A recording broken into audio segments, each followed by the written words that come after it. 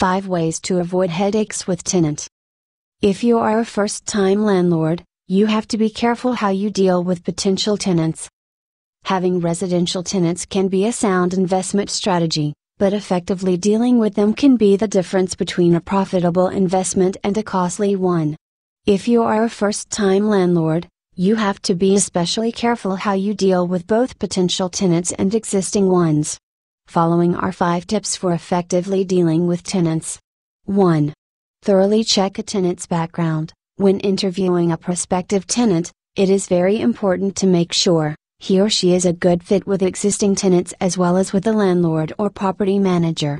Review the tenant's credit history and check his or her references. 2. Educate yourself about tenant and landlord rights for your state. The laws from state to state differ regarding the rights and responsibilities of the landlord. It is imperative that the investor is properly educated about his or her rights, but also about the rights of the tenants. When a landlord-tenant relationship turns toxic, both parties enter into a no-win situation. 3. Keep the lines of communication open. Communication breakdown is often the root problem behind poor tenant-landlord relations. When the tenant calls about a problem, he or she should feel that someone will respond. This does not mean that you need to jump out of bed before the sun rises because a faucet is dripping, but you should contact the tenant and set a time frame for inspection and repair of the faucet. 4.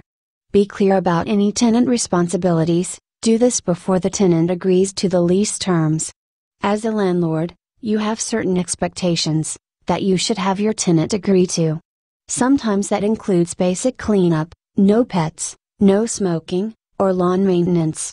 As a landlord, it is important to ensure that tenants have a clear understanding of the expectations included in the rental agreement. 5. Protect yourself from landlord pitfalls. Ask yourself some simple questions before you lease a property. Is the property in good repair? Will the tenant's income be enough to pay the rent and utility costs for the unit? Are you satisfied with the tenant's references and credit history? Have you thoroughly and clearly explained rules and expectations about the rental agreement? If you answer no to any one of these questions, you need to seriously evaluate whether you should be renting the unit. As an investor and a landlord, you have a responsibility to your tenants as well as to your investment in the property. That responsibility should include keeping a property in good repair, maintaining the ability to communicate with tenants and having the ability to qualify prospective tenants. It is the investors that are able to best execute those principles that have the greatest opportunity to be successful. Thanks for listening. Find more tips and training on our YouTube channel at bettergrouprealestate.com.